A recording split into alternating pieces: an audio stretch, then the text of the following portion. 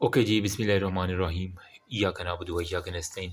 तो गाइज़, आज से हम ना प्रॉपर सर्जरी के लेक्चर शुरू कर रहे हैं और बुक को देख के कुछ ना कुछ डिप्रेसर तो आपको लगा होगा, बेले एंड लव और ये मेरे हाथ में है जी डोगर। तो ये मोस्टली 2 बुक्स जो है ना, वो लोग करते हैं और ये सिस्टेमिक सर्जरी के लिए जो है ना मोस्टली लोग डोगर का यूज़ कर रहे होते हैं। लेकिन बिलीव मी, चलो नम्स वालों के लिए तो ईज़ी हो जाता है, यूएचएस वाले जो है ना, वो इस बार मैंने रोते हुए देखे हैं लोग। ठीक है? मुझे काफ़ी मैसेजेस भी आए, जिसके अंदर जो है वो जिन लोगों ने बेले से, ठीक है, रीडिंग की थी, एटलीस्ट इससे अच्छे से कंसेप्ट लिया था, वो थोड़े से सुखी रह गए थे। जिन्होंने डोगर से किया था, वो थोड़े दुखी रह गए थे। इस वजह से मैंने डिसाइड किया है कि हम ना इसको बेले को लेके चलेंगे और अगर कोई बंदा बेले ना भी पढ़े और ये लेक्चर सुन ले तो इंशाल्लाह मेरे कह सकता हूँ कि उसका इतना क्लियर हो जाएगा, वो एग्ज़ाम क्लियर कर ले, ठीक है? उसके बाद आपने एक रीड लाज़मी देनी है ताकि आपका कॉन्सेप्ट क्लियर हो जाए। मोटी-मोटी बातें हमने करनी है इसके अंदर से, कुछ वैल्यूज़ हैं जो आपको डोगर के अंदर कुछ अल्टरनेट है जो कि हम यहाँ से उसको देखेंगे और ये आपकी रिकमेंडेड बुक है। सेटअप आपको थोड़ा-सा चेंज नज़र आ रहा होगा। I am out of station right now, लेकिन थोड़ा-सा गुज़ारा कर लेना। आई विल ट्राई कि मैक्सिमम आज रात है मेरे पास थोड़ी-सी फ्री, ठीक है? तो इस रात के अंदर मैंने ना थायरॉइड ग्लैंड को एटलीस्ट आपके साथ सारा शेयर करना है। मैक्सिमम 4 या 5 वीडियो के अंदर हम इसको कवर करेंगे और इसके कवर करने के बाद अगर किसी का कोई एमसीक्यू या एससीक्यू गलत हो जाए तो वो मुझे आके बता देना कि सर हमने वीडियो देखी थी, हमें याद नहीं हुआ, ठीक है? तो शुरू करते हैं, बिस्मिल्लाहिर्रहमानिर्रहीम। थायराइड ग्लैंड, आपने इसके बारे में बहुत ज़्यादा पैथो के अंदर भी जो है ना वो पढ़ा होगा, इसकी टाइप्स थोड़ा-सा वो भी रिपीट होगा, तो हम साथ-साथ देख लेते हैं। अच्छा, बेल एंड लव के मुताबिक थोड़ी-सी हम देख लें क्योंकि एमसीक्यूज़ जो है ना वो कहीं से भी आ सकते हैं। एम्ब्रियोलॉजिकली थोड़ा-सा बता दूँ कि ये ना फ्लोर ऑफ एम्ब्रियोनिक फेरेंक्स जो है ना वो वहाँ से ये बेसिकली डेवलप होता है, ठीक है? बुक के मुताबिक मैं एंड पे आपको पहले से हर चीज़ दिखाऊँगा। फ्लोर ऑफ एम्ब्रियोनिक जो फेरेंक्स है ना, एम्ब्रियो का फेरेंक्स बन रहा होता है, उसके ऊपर यूँ कह लें एक डाइवर्टिकुलम सा बनता है, वहाँ से आपके पास सारे का सारा थायराइड बनता है, ठीक है? फिर वो कह रहा है कि ये माइग्रेट करता है कॉर्डली और पास होता है ventral to the hyoid bone और लेरेंजियल कार्टिलेज के साथ जाके मिल जाता है, ठीक है? अब कहते हैं कि ये टंग के साथ किस चीज़ के ज़रिए जो है ना कनेक्टेड होता है, तो हमारे पास बस एक बात याद रखना एमसीक्यूज़ के लिए, थायरोग्लॉसल हमारे पास जो है ना जो डक्ट है, ठीक है? ये आपका थायराइड ग्लैंड हो गया, ठीक है? और ये ज़ुबान के साथ वो कह रहा है कि आपकी जो छुरी की तरह ज़ुबान चलती है, इसके साथ एक डक्ट होती है जिसे हम कहते हैं थायरोग्लॉसल डक्ट हो गया, ठीक है? उससे ये कनेक्ट होता है। ये भी एक एमसीक्यूज़ मैंने देखा था, आई थिंक फ़ॉरेन किसी एग्ज़ाम के अंदर था या किसी के अंदर, मुझे भी याद नहीं है। अब ये जो थायरोग्लॉसल डेवलप है ना, ये कहाँ से डेवलप हुई है? ये बेसिकली आपका जो फेरेंक्स का मीडियन बड है ना, ठीक है? जो एम्ब्रियोनिक फेरेंक्स है, उसके जो मीडियन बड है, बड क्या था? एक हमने एम्ब्रियो में पढ़ा था कि यूँ एक छोटी-सी बडिंग्स होती है, वहाँ से जो है ना वो सारी की सारी चीज़ें डेवलप होती हैं। तो वहाँ से वो कह रहा है उसके मीडियन जो बड है वहाँ से डेवलप होता है। और फिर वो कह रहा है कि इसकी सर्जिकल एनाटॉमी के ऊपर उसने बहुत ब्रीफली बात की है। तो सर्जिकल एनाटॉमी के अंदर वो कह रहा है कि थायराइड जो है ना वो 20 से 25 ग्राम का होता है। मतलब आप कह लें कि ₹20 से लेके ₹25 के अंदर जो है ना, जितने का सर्फ़ का एक पैकेट आता है छोटे वाला, आई थिंक वो एडवर्टाइज़मेंट में आपने देखा होगा, आप सिर्फ़ ₹20 का बोनस, तो वहाँ से याद कर लो कि 20 से 25, ये भी एक एमसीक्यू पता नहीं क्यों उधर डाल दिया था इन्होंने, ठीक है? फिर वो कह रहा है कि इसका जो फंक्शनिंग यूनिट है ना, वो हमारे पास क्या होता है, इसके अंदर एक सिंगल आर्टरियोल होता है और इसके अंदर 24 से थायराइड ग्लैंड के अंदर एक वो कह रहे हैं सिंपल आर्टरियोल होता है, उसके ऊपर जो है ना वो 24 से हमारे पास 40 जो है ना वो छोटे-छोटे थायराइड के अंदर फॉलिकल होते हैं। 24 से 40 आपको फॉलिकल मिलते हैं और वो कह रहा है कि हमारे पास ये जो फॉलिकल है ना, इसके अंदर बेसिकली स्टोर क्या होता है, थायरोग्लोबुलिन जो है ना वो हमारे पास स्टोर होगा, ठीक है? ये जस्ट अभी मैं इसकी जो शुरुआत में स्टार्टअप आपको दे रहा हूँ कि इसके अंदर जो है ना फॉलिकल्स के अंदर हमारे पास थायरोग्लोबुलिन, जो कि यूँ कह लें कि ग्लोबुलिन क्या होता है, प्रोटीन ही होती है एक किस्म की, वो स्टोर होती है। अब हमारे पास जो थायराइड ग्लैंड है, इसकी आर्टीरियल सप्लाई कैसे होनी? तो सबसे पहले आप देख लें बेली एंड लव के अंदर उसने ये बताया हुआ कि ये आपके पास थायराइड ग्लैंड है, ठीक है? इसकी मैंने डेवलपमेंट बता दी, 20 से 25 ग्राम है, 24 से 40 के अंदर फॉलिकल होती है, क्यूबाइडल एपिथेलियम होती है, इतनी याद है। इसके अंदर क्या होता है, थायरोग्लोबुलिन जो है ना वो उसने लिखा हुआ है, स्टोर होते हैं, ठीक है? अब मैं इसकी आ जाता हूँ सीधा, जो आर्टीरियल सप्लाई है, वीनस ड्रेनेज है और इसके अंदर जो नर्व सप्लाई है। आपको नहीं सेकंड ईयर एमबीबीएस के अंदर पढ़ा होगा, ठीक है। आपको फिंगर टिप्स पे आनी चाहिए, क्योंकि कुछ एग्जामिनर के बड़े ये फेवरेट क्वेश्चन है वाइवा के, ठीक है। तो हम इसको एक चार्ट की फॉर्म के अंदर जो है ना वो बना के देखते हैं, ठीक है। तो आर्टीरियल सप्लाई के अंदर जो है ना मेरी जान, क्या आपने करना है, यहाँ पे मैं लिखता हूँ, ठीक है। सबसे पहले लिखता हूँ arterial supply of thyroid gland. तो आर्टीरियल सप्लाई के अंदर हमारे पास क्या होती है, superior thyroid artery, inferior thyroid artery और थायराइड ईमा आर्टरी, ठीक है। तो 3 आर्टरी आपको याद होनी चाहिए। नंबर 1 पे सुपीरियर थायराइड आर्टरी, नंबर 2 पे हमारे पास होता है इंफीरियर थायराइड आर्टरी और नंबर 3 पे हमारे पास होती है थायराइड एमा, ठीक है, थायराइड एमा आर्टरी। जो सुपीरियर थायराइड है ना, ये फर्स्ट ब्रांच है किसकी, एक्सटर्नल करोटिड की। आपकी जो नेक है इसके अंदर कॉमन करोटिड होती है, फिर होती है इंटरनल करोटिड और एक्सटर्नल करोटिड। तो ये जो सपोज कर ये एक्सटर्नल करोटिड है ना, तो इसकी एक ब्रांच आती है जो कि हमारे पास किसकी होती है, बनाती है वो सुपीरियर थायराइड। तो मैं कहता हूँ कि ये हमारे पास फर्स्ट ब्रांच है किसकी, एक्सटर्नल करोटिड आर्टरी की, first branch of external carotid artery, ठीक है। नंबर 2 पे इंफीरियर थायराइड आर्टरी, ये थायरो सर्वाइकल जो ट्रंक होता है ना, यानी फर्स्ट पार्ट ऑफ सब क्लेवियन आर्टरी। सब क्लेवियन किस तरह होती थी, यहाँ से हमारे पास आर्च ऑफ एओर्टा, वहाँ से भी सब क्लेवियन आर्टरी आती थी, फिर वो आगे एक्सिलरी, फिर वो ब्रेकियल। जो सब क्लेवियन आर्टरी होती है ना, उसकी जो है ना वो कह लें कि एक thyro cervical, first part of सब क्लेवियन के होता है थायरो सर्वाइकल ट्रंक, वहाँ से जो ब्रांच आती है वो हमारे पास इंफीरियर थायराइड आती है। तो ये मैं कहूँगा ये हमारे पास किसकी होती है, थायरो सर्वाइकल ट्रंक जो है ना, जो कि हमारे पास फर्स्ट पार्ट है किसका, सब क्लेवियन आर्टरी का, ठीक है। तो वहाँ से हमारे पास इंफीरियर थायराइड आर्टरी आएगी। जबकि जो थायराइड इमा आर्टरी है ना, ये आपके पास ये जो आर्च ऑफ अयोटा मैंने सपोज करें ये बनाई हुई है ना, तो यहाँ से हमारे पास आएगी। ये कुछ में आर्च ऑफ अयोटा से निकलती है, ठीक है। कुछ में वो कह रहा है हमारे पास ब्रेकियोसेफेलिक आर्टरी से निकलेगी, ठीक है, ब्रेकियोसेफेलिक आर्टरी से निकलेगी। और कुछ के अंदर राइट कॉमन कैरोटिड, ये वाली जो कॉमन कैरोटिड ये वाली, ठीक है, आर्च ऑफ एरोटा, ब्रेकियोसेफेलिक, या फिर हमारे पास कॉमन कैरोटिड, कौन सी, हमारे पास राइट कॉमन कैरोटिड, ठीक है। तो हमारे पास ये राइट कॉमन कैरोटिड से जो है ना वो हमारे पास निकल सकती है। तो ये हमारे पास इसकी है जी आर्टीरियल सप्लाई। अब मैं बताता हूँ आपको इसकी वीनस ड्रेनेज के बारे में। इसको थोड़ा सा लेट मी फोकस इट यार, हो जाओ, ठीक है। तो यहाँ पे हम कहते हैं जी इसका सारे का सारा वीनस ड्रेनेज। परेशान नहीं होना, एन पे मैं बुक से सारा आपको प्रूव करूँगा जो जो पढ़ा रहा हूँ, ठीक है। डोगर के अंदर इतनी ब्रीफली नहीं लिखा हुआ, मैंने देखा था। तो इसके अंदर क्या होता है, superior thyroid when, middle thyroid when और इन्फीरियर थायराइड वेन। आर्टरी में था सुपीरियर, इन्फीरियर और थायराइड इमा आर्टरी। जबकि हमारे पास जो वेन है ना, इसके अंदर क्या होगा, सुपीरियर थायराइड वेन, मिडल, अब दरमियान वाला भी आ गया, और फिर हमारे पास होता है इन्फीरियर थायराइड वेन। तो ये हमारे पास जो है ना वो 3 तरह का वीनस सिस्टम आ गया। अब इसके अंदर सुपीरियर थायराइड वेन जो है ना वो किसके अंदर ड्रेन करेगी, ये हमारे पास जो आपकी इंटरनल जुगुलर वेन है ना, जो आपके गले के ऊपर बड़ी सारी एक होती है इंटरनल जुगुलर वेन, उसके अंदर। जो मिडल थायराइड वेन है वो हमारे पास इंटरनल जुगुलर के अंदर आएगी।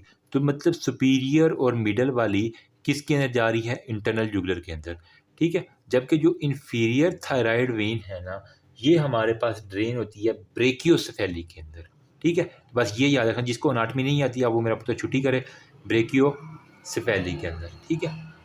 तो ये हमारे पास आ जाती है वीनस ड्रेनेज। तो अभी तक मैंने बताया ये वाला, ये देखो हमारे पास ये सुपीरियर थायराइड वेन, ये हमारे पास मिडल थायराइड वेन और इन्फीरियर थायराइड वेन।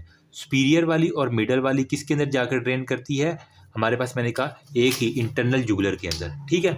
ये इंटरनल जुगुलर जो है ना आपको ये वाली ऊपर से नज़र आ रही है, ये वाली जो इंटरनल जुगुलर उसने बनाई हुई है ना, ये वाली, ये बड़े वाली सुपीरियर और मिडल वाली इंटरनल जुगुलर के अंदर कर रही है। जबकि जो इन्फीरियर थायराइड है ये हमारे पास ब्रेकियोसेफेलिक के ऊपर जाके ड्रेनेज कर रही है, ये वीनस से होगी। आर्टीरियल सप्लाई मैंने कहा सुपीरियर वाली जो है ना वो कहाँ से आ रही है, एक्सटर्नल करोटिड से। तो यहाँ पे देखो ये हमारे पास है एक्सटर्नल करोटिड, एक्सटर्नल करोटिड से ये कॉमन करोटिड, ये इंटरनल, ये एक्सटर्नल।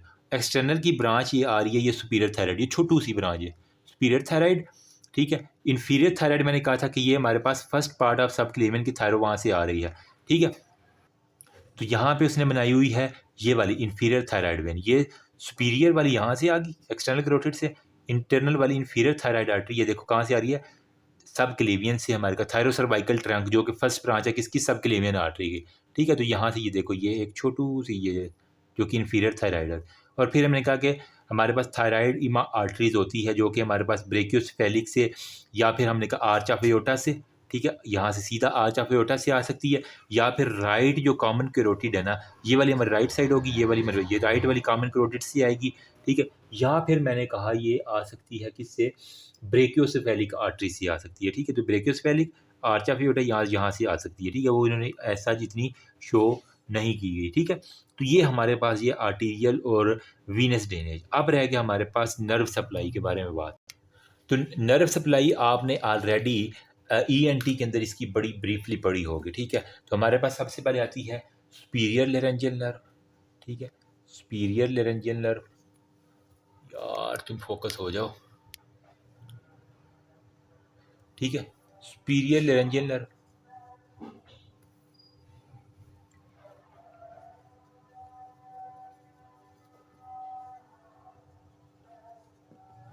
बाकी अजान के बाद में करता हूँ। ओके जी, सुपीरियर लेरेंजियल नर्व है, रिकोरेंट लेरेंजियल नर्व, ये दो नर्व आपकी थायराइड से बहुत इंपॉर्टेंट है। और एक बुक के अंदर लिखा हुआ है कि नॉन रिकोरेंट लेरेंजियल नर्व भी होती है, जो कि सिर्फ और सिर्फ 2% पॉपुलेशन के अंदर देखी गई है। हमारा काम है सुपीरियर लेरेंजियल नर्व से। तो ये बेसिकली मोटर सप्लाई देती है किसको, क्रिकोथायराइड को। मतलब मैंने सीटी से याद किया हुआ, सीटी से, क्रिकोथायराइड जो मसल है ना, इसको इसने मोटर सप्लाई करनी है। और इसका जो है ना, जो आपका लोब होता है थायराइड का, इसके बिल्कुल लेटरली जो है ना ये रन करती है, किसके साथ, जहाँ पे आपकी सुपीरियर थायराइड आर्टरी जा रही थी ना, ठीक है, सुपीरियर थायराइड मतलब एक्सटर्नल कैरोटिड से सुपीरियर थायराइड आर्टरी आ रही थी ना, तो इसके बिल्कुल साथ साथ ये ना सुपीरियर लेरेंजियल नर्व आपकी जा रही हो, ठीक है। अब इसका क्या है, अगर इस नर्व को मैं इंजर कर दूं तो वो पेशेंट आएगा वॉइस फैटिगेबिलिटी के साथ, मतलब बहुत जल्दी बोलता बोलता वो थक जाएगा। तो voice fatigability is associated with superior laryngeal nerve. Recurrent laryngeal nerve जो है ना, ये बहुत है, इसको RLN करती है। और ये किसकी ब्रांच थी हमें पता है, ये वेगस नर्व जो है ना इसकी ब्रांच थी, ठीक है। अब इसके अंदर क्या होगा, ये तमाम जो हमारे पास मोटर सप्लाई ना लेरिंग्स की, उसको सप्लाई करती है, ठीक है। ऑल मसल्स जो है ना वो लेरिंग्स के, उसको सप्लाई करेगी, एक्सेप्ट किसको, एक्सेप्ट करना है हमने, सीटी को। ये जहाँ पे हमने सीटी किया था ना, इसका करने एक्सेप्ट सीटी, क्रिकोथायराइड को इसने कोई सप्लाई नहीं देनी। तो ये एक एमसीक्यू होगा कि रिकरेंट लेरेंजियल नर्व सब को मसल को सप्लाई करेगी सिवाय क्रिकोथायराइड जो मसल है ना उसको, ठीक है। तो फिर ये भी हमारे पास, ये जो थायराइड का पोस्टीरियर लोब होता है ना, ये थायराइड है, तो इसके पोस्टीरियर लोब के ऊपर जो है ना, रिकरेंट नाम में ही काम है, रिकरेंट मतलब पीछे से कहीं ना कहीं से आ रही है। और ये वाली जो सुपीरियर वाली थी वो किसके साथ रन कर रही थी, आर्टरी के साथ, सुपीरियर लेरेंजियल के साथ। जबकि जो रिकरेंट वाली है ये हमारे पास इन्फीरियर थायराइड आर्टरी के अलॉन्ग जो है ना, वो इन्फीरियर थायराइड आर्टरी के साथ साथ जो आपको ये क्लोज होगी। तो ये बताने का क्या मकसद, जब आप सर्जरी कर रहे होंगे तो रिकरेंट के साथ आपने इन्फीरियर थायराइड आर्टरी को बचाना है, ठीक है। और सुपीरियर लेरेंजी के साथ आपने एक्सटर्नल जो हमारे पास कैरोटिड की है ना, सुपीरियर लेरेंजियल आर्टरी, उसको आपने बचाना होता है। इस वजह से मैं बता रहा हूँ, ठीक है। फिर हमारे पास जो है ना वो क्या है कि जो लेफ्ट रिकोरेंट है ना, वो हमारे पास एक होती है हमारे पास लेफ्ट रिकोरेंट, ठीक है, LEFT लेफ्ट रिकोरेंट होती है। और एक हमारे पास होती है जी राइट रिकोरेंट लेरेंजियल नर्व। जो लेफ्ट वाली है मतलब बाईं साइड वाली है, ठीक है। अपने सारे अपना बायां देखो, ये मेरा बायां हाथ है जिसे मैं लिख रहा हूँ। तो जो लेफ्ट वाली हमारे पास रिकोरेंट लेरेंजियल नर्व है ना, ये जो अयोटा होता है ना, ठीक है, इसके बिल्कुल यूँ कह ले कि अराउंड दी अयोटा ना एक ये लूप बना के फिर मीडियन प्लेन के अंदर जाती है, ठीक है। तो अयोटा के साथ इसका जो है ना एसोसिएशन होता है, जो हम अयोटा खोलेंगे तो उसके साथ हमारे पास लेफ्ट रिकोरेंट लेरेंजियल नर्व की इंजरी बहुत ज़्यादा होती है। जबकि जो राइट रिकोरेंट लेरेंजियल नर्व है ना, वो हमारे पास क्या है, जो आपकी सब क्लेवियन आर्टरी होती है ना, ब्रेकियोसेफेलिक और फिर सब क्लेवियन आर्टरी, तो सब क्लेवियन आर्टरी के बिल्कुल पास पास ये ना राइट रिकोरेंट लेरेंजियल, तो राइट वाला सब क्लेवियन, लेफ्ट वाला अयोटा के साथ एसोसिएटेड होती है, ठीक है। अब हमने कहा कि ये रिकोरेंट राइट वाली भी है, लेफ्ट वाली भी है। अगर तो यूनिलैटरल इंजरी हो गई है तो पेशेंट किसके साथ आएगा, हार्नेस ऑफ दी वॉइस के साथ आएगा। अगर एक तरफ की जो है ना वो यूनिलैटरल होगी, मतलब उसकी आवाज़ बड़ी खौफनाक हो जाएगी।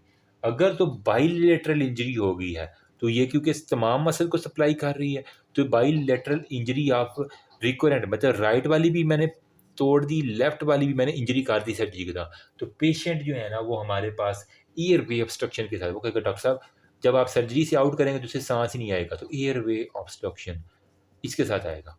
अगर तो उसकी हार्डनेस है तो उसका मतलब एक साइड की आपने नर्व ब्लॉक डैमेज कर दी है। अगर उसको सांस भी नहीं आ रहा, सांस नहीं आएगा, बोला भी नहीं जाएगा, तो बाइलेटरल आपने उसकी नर्व की इंजरी कर दी है मेरी जान। अब लास्ट पे आगे नॉन रिकरेंट लेरेंजियल नर्व, ये कहता है 2% पॉपुलेशन में होती है और ये अमूमन ना राइट साइड के ऊपर देखी गई है। और रिस्क ऑफ इंजरी जो है ना वो कह रहा है कि ड्यूरिंग थायराइड सर्जरी हम कंसीडर कर सकते हैं, इसको भी ना कहीं हो सकता है। अच्छा, अब जो है ना ये जो हमारा थायराइड ग्लैंड है, ये किसी लिगामेंट के ज़रिए हमने कहा ना लेरेंक्स लेरेंक्स उस वक्त हम लगे हुए हैं, ठीक है, इसकी एसोसिएशन। तो ये आपका सपोज करें लेरेंक्स है और ये आपका ये है जी थायराइड ग्लैंड है।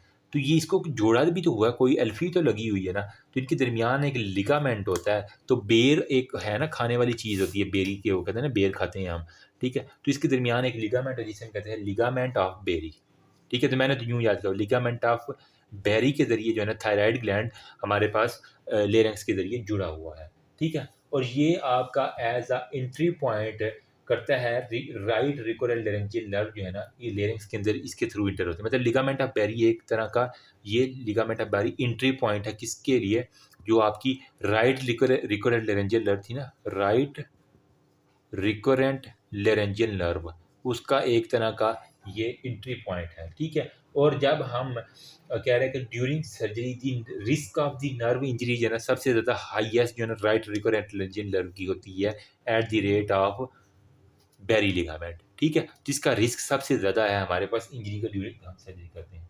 फिर उसने कहा हुआ है कुछ हार्मोन्स के बारे में जो है ना अब उसने बात की हुई है। मतलब हम अब फिजियोलॉजी एम्ब्रियो हमने कर ली, एनाटॉमी कर ली, अब मैं आपको शिफ्ट किए जा रहा हूँ अकॉर्डिंग टू बेले एंड लव, हम किसके ऊपर शिफ्ट हो रहे हैं, हार्मोन्स के ऊपर। फिजियोलॉजी में हमारे पास थायराइड हार्मोन होते हैं, एक हमारे पास होता है जी T3 हार्मोन, ट्राई आयोडोथायरोनिन, और एक हमारे पास होता है टेट्रा आयोडोथायरोनिन। T3 हो गया और एक हमारे पास हो गया T4 हो गया। अब ये जो T3 है और T4 थायराइड हार्मोन ये किसके साथ बाउंड होते हैं, ये एक प्रोटीन होता है जिसे हम कहते हैं थायरोग्लोबुलिन, ठीक है। थायरोग्लोबुलिन के साथ हमारे पास ये बाउंड होते हैं। ये सारी आपकी फिजियोलॉजी वाली चीज़ें जो रिवाइज हो रही हैं अभी। अब सिंथेसिस इसकी कहाँ पे होगी, थायरोग्लोबुलिन के अंदर, कम्प्लेक्स के अंदर, ठीक है। और इसके लिए सेवरल हमें एंजाइम्स भी चाहिए, ठीक है। तो ये जो थायरोग्लोबुलिन इसके अंदर सारी की सारी T3 और T4 की जो है ना वो सिंथेसिस होती है। और उसके बाद जो है ना इसके अंदर फर्दर एंजाइम्स आते हैं जो इसकी जो है ना रेगुलेशन और वो सारे के सारे को कंट्रोल करते हैं। अच्छा, यहाँ पे क्या होता है, हमने पता है कि थायराइड हार्मोन के लिए आयोडीन की ज़रूरत होती है हमें, तो वो सारी की सारी यहाँ पे मैं डिस्कस करता हूँ। तो अगर आ जाए कि synthesis of the thyroid hormone है तो वो किस तरह होगा, तो इसके लिए आपके पास सिंथेसिस के अंदर ऑफ थायराइड हार्मोन, इसके लिए जो है ना वो हमारे पास 5 स्टेप कुछ होते हैं, ठीक है। नंबर 1 पे आपने कहना है कि हमने सबसे पहले आयोडीन की ट्रैपिंग करनी है, मतलब उसको जाल लगा के पकड़ना है।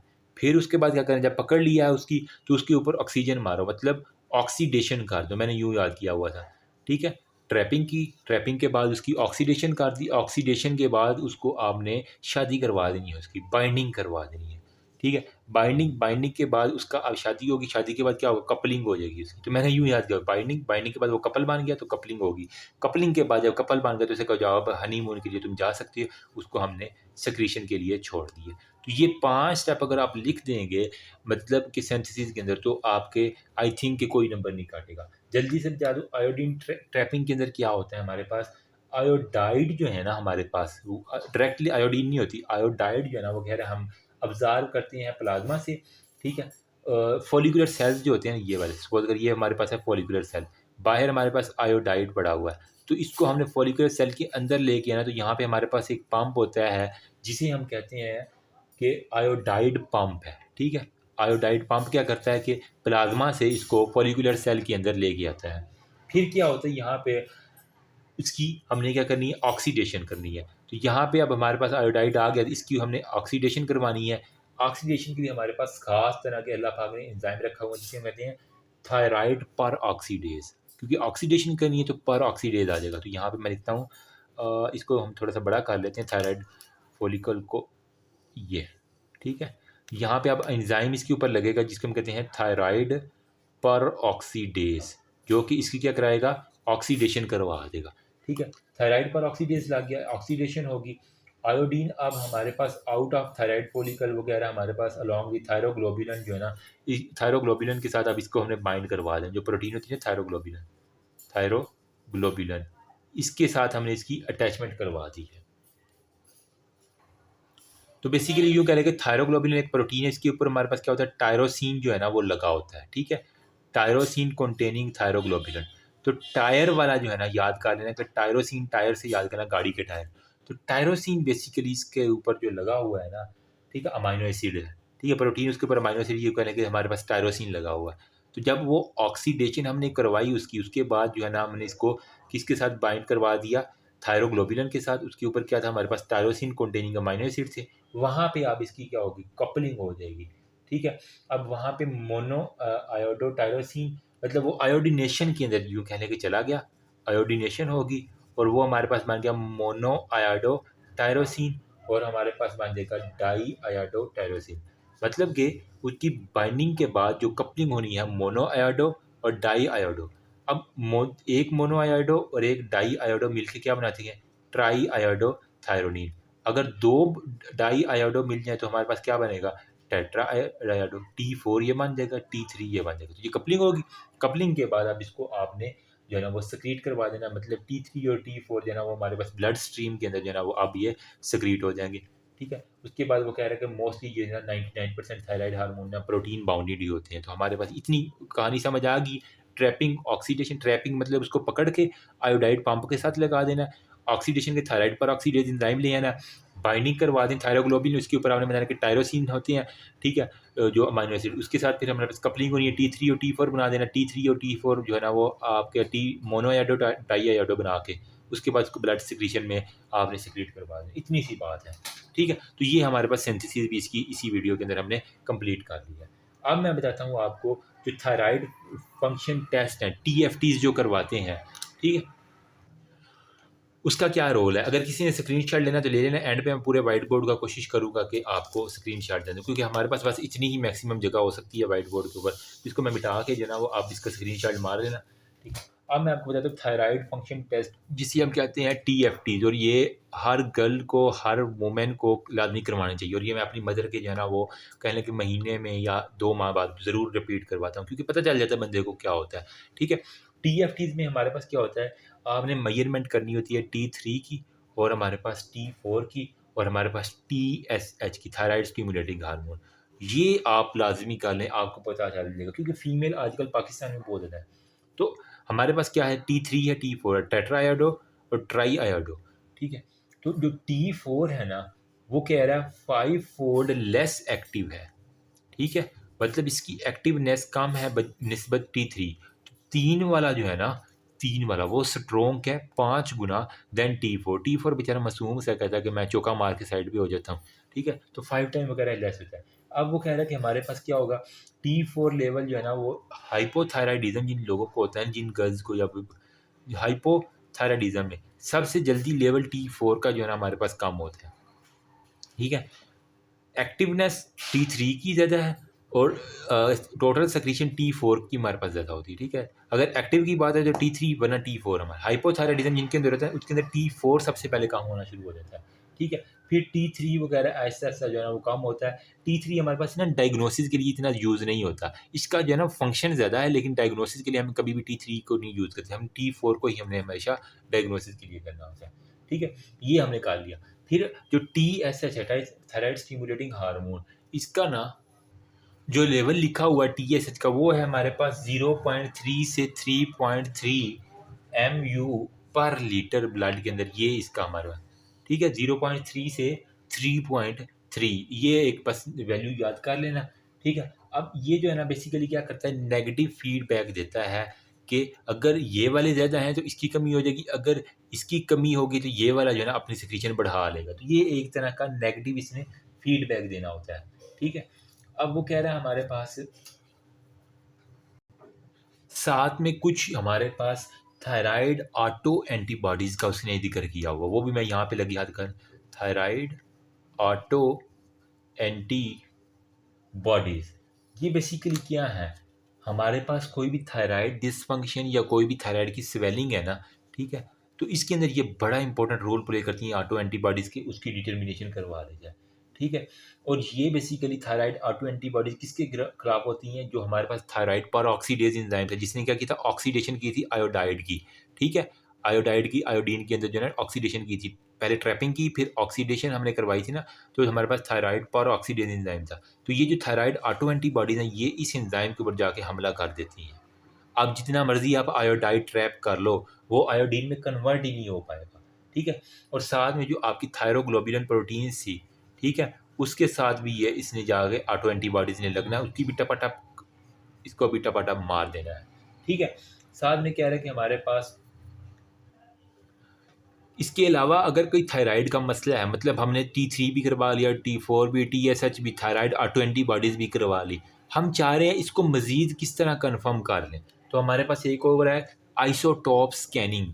मतलब हमने रेडियो एक्टिव आइसोटॉप्स दे के जो है ना इसकी अंदर डिटर्मिनेशन करवानी। तो यहाँ पे मैं लिख देता हूँ आइसोटॉप स्कैनिंग, इसको भी जल्दी हाथ लगे हाथ देख लेते हैं, ठीक है। आइसोटॉप स्कैनिंग, तो इस स्कैनिंग के अंदर बेसिकली क्या होता है, हमने इटियोलॉजी ऑफ डिजीज़ को डिटरमाइन करना होता है, ठीक है। तो हमने जो है ना जो भी नोड्यूल है इसकी क्लासिफिकेशन करनी है, आया कि वो हमारे पास कोई कोल्ड नोड्यूल है, ठीक है, या फिर हमारे पास कोई भी हॉट नोड्यूल है, ठीक है। कोल्ड नोड्यूल है या फिर हमारे पास हॉट नोड्यूल है। जो हमारे पास कोल्ड नोड्यूल है ना, ये हमारे पास रेफ़र करता है कि जिस आइसोटोप ने कम अपटेक लिया, मतलब आइसोटोप का अगर अपटेक कम हो तो हमारे पास मतलब कि ये कोल्ड नोड्यूल है। Decreased Uptake of the isotope, हमने आइसोटोप दिया, अगर उसने कम लिया तो इसका मतलब वो ठंडा है, उसने कोई इतना ज़्यादा अपटेक नहीं लिया। और 80% मोस्टली आपको कोल्ड नोड्यूल मिलते हैं और ये बिनाइन इन नेचर होते हैं, ठीक है। जबकि हॉट नोड्यूल मतलब गर्मी लगी हुई है, गर्मी चढ़ गई है ना, वो कहते हैं क्या होता है ये, जिसके अंदर हमारे पास अपटेक बहुत ज़्यादा होता है आइसोटोप का। अगर बहुत ज़्यादा अपटेक आइसोटोप का तो वो हमारे पास हार्ट नोड्यूल होगा, और ये हमारे पास मोर और लेस से 10 to 20% आपको हार्ट नोड्यूल मिलते हैं, और ये 5% इनमें से जो है ना वो हमारे पास मेलिग्नेंट होते हैं। ये बीबी बच्चे हैं, बिनाइन होती हैं, 80% होती हैं, और अपटेक इसका कम होता है। इसका गर्म है तो गर्मी इसको चढ़ गई है, तो इसने बहुत ज़्यादा पानी पी लिया, मतलब आइसोटोप जब हमने दिया तो बहुत ज़्यादा खा लेगा। 20% ये लोगों में होता है, ये 5% जो है ना ये मेलिग्नेंट इन नेचर होते हैं। ये बीबा बचा था, ये मेलिग्नेंट इन नेचर है, ठीक हो गया। फिर भी अगर आपको तसल्ली नहीं हुई, टीएफटी करा लिए, टीएसएच करवा लिया, ऑटो एंटीबॉडीज़ करवा ली, आइसोटोप स्कैनिंग करवा ली, अभी भी तसल्ली नहीं हुई, तो यार ये कौन शोर कर रहा है, तो यहाँ पे आपने FNAC fine needle aspiration cytology करवा लेनी है। FNAC में क्या करेंगे, हमारे पास आया डिस्क्रीट थायराइड नोड्यूल को हमने देखने के लिए करवानी होती है, आया कि सिंपल है, और ये क्योंकि एक एक्सीलेंट ये प्रोसीजर, आपने ब्रेस्ट के अंदर भी FNAC किया था ना, एक्सीलेंट प्रोसीजर है, ठीक है। ये क्विक है, इजीली परफॉर्म हो जाता है, और हमारे पास रिपोर्ट जो है ना वो हम किस तरह इसकी रिपोर्ट देते हैं। FNAC की रिपोर्ट कभी आपने देखी है, इसके अंदर क्या होता है, THY, THY1, THY2, THY3, THY4 और THY5। तो इस कैटेगरीज के अंदर हम ना FNAC की रिपोर्ट लिखते हैं। तो THY1 जो है ना वो हमारे पास है जी नॉन डायग्नोस्टिक है, कोई नहीं। THY2 भी हमारे पास नॉन डायग्नोस्टिक है, जबकि ये जो हमारे पास THY3 है, तो इसका मतलब है कि वो जो थायराइड है ना वो फोलिकुलर इन नेचर है, ठीक है। आगे इसकी टाइप्स आ रही हैं। फिर अगर वो 4 वाली कैटेगरी में आ रहा है तो इसका मतलब क्या है कि वो मेलिग्नेंसी का जो है ना वो कोई ना कोई हमें सस्पिशन है, तो मेलिग्नेंसी का सस्पिशन, और 5 वाले में कंफर्म वो मेलिग्नेंट होगा, ठीक है। तो ये आपने याद रखना, THY1 और 2 हमारे पास नॉन स्पेसिफिक, 3 वाला हमारे पास क्या होगा, फोलिकुलर, F फक ऑफ कर देगा 3 वाला, 4 वाला हमारे पास सस्पिशन होगा मेलिग्नेंट के लिए, 5 वाला पक्का हो जाएगा मेलिग्नेंट है। तो ये नॉन स्पेसिफिक 1, 2 वाला नॉन स्पेसिफिक, 3 वाला F ऑफ फक ऑफ, 4 वाला हमारे पास 3 वाला फोलिकुलर, 4 वाला सस्पिशन ऑफ द मेलिग्नेंट है, जबकि 5 वाला हमारे पास पक्का मेलिग्नेंट है, ठीक है। तो ये रिपोर्ट आपने FNAC के अंदर देखनी होती है, ठीक। तो होपफुली यहाँ तक कुछ ना कुछ कंसेप्ट होगा। वीडियो 30 मिनट की होगी, अपलोडिंग में मसला होगा, ठीक है। अभी तक हमने सिर्फ इंट्रोडक्शन किया है, थायरॉक्सिन के बारे में बता दिया, ऑटो एंटीबॉडीज़ के बारे में बता दिया, पिट्यूटरी एक्सिस वो बारे में टेस्ट के बारे में बता दिए, थायराइड एंटीबॉडीज़ हो गया, थायराइड इमेजिंग में स्कैनिंग हो गया, TSH सीरम, T3 T4। देखो जब T3 और T4 ज़्यादा होगा तो TSH कम होगा, तो इसका क्या मतलब है कि हाइपर थायराइडिज्म है। अगर T3 और T4 कम है हाइपोथायराइडिज्म, इसके अंदर टीएसएच का लेवल ज़्यादा होगा। हमने कहा टीएसएच हमेशा नेगेटिव फीडबैक करता है, तो वो वही बात उसने सारी कर दी है इसके अंदर। बाकी ये आइसोटोप्स की उसने स्कैनिंग की है, अगर तो वो आया कि हार्ड नोड्यूल है या कोल्ड नोड्यूल है। कोल्ड नोड्यूल में वो कह रहा है कि हमारा don't take isotope expanding the left वाला। ये जो हमारे पास लेफ्ट वाला है ना, ठीक है, आइसोटोप हमें टेक्टिनियम का देना है, ठीक है। उसके बाद जो है ना वो आपको पता चल जाएगा कि कौन सा हमारे पास ये आ जाएगा, ठीक है। तो ये हमारे पास कुछ इस तरह की है। बाकी हमारे पास FNAC का मैंने बता दिया, तो किस तरह इसकी रिपोर्ट पढ़नी है, DHY 1 2 3 और वो सारी की सारी मैंने आपको लिख के बता दी, ठीक है। यहाँ तक अगर किसी को मसला नहीं, उसके बाद हम हाइपोथायराइडिज्म शुरू करते हैं, ठीक है। तो सारा हम बेली एंड लव के साथ इंशाल्लाह चलेंगे। हाइपोथायराइडिज्म का पूरी एक वीडियो मैं बनाऊंगा, ज़्यादा नहीं बनानी, सिर्फ एक वीडियो बनानी है। उसके बाद हम जो है ना ये 2-3 टॉपिक्स और रह जाएंगे, उसको करके तो इसको चैप्टर को फिनिश कर देना। कोई नहीं, इतना ज़्यादा बड़ा भी नहीं है, छोटू सा है। हाइपरथायराइडिज्म की तरफ हमारा रह जाएगा, और उसके बाद हमारा बताना समझ आई है कि नहीं आई, क्या हमारे बेले के ज़रिए ही चलना चाहिए। क्योंकि जो मोस्टली मेरे स्टूडेंट हैं वो UHS की हैं, नम्स के भी हैं, लेकिन 40-60% इनकी रेशो चल रही है। तो मोस्टली स्टूडेंट की रिक्वेस्ट है कि सर हमें बेले से करवा दें। तो बेले से एक ही दफ़ा कर लो, सारी उम्र काम आएगा। अच्छी बुक पढ़ लेना तो अच्छा, आपको रिजल्ट भी अच्छा आएगा इंशाल्लाह। ठीक है, good luck everyone, thank you so much, दुआ में याद रखना, अल्लाह हाफिज़।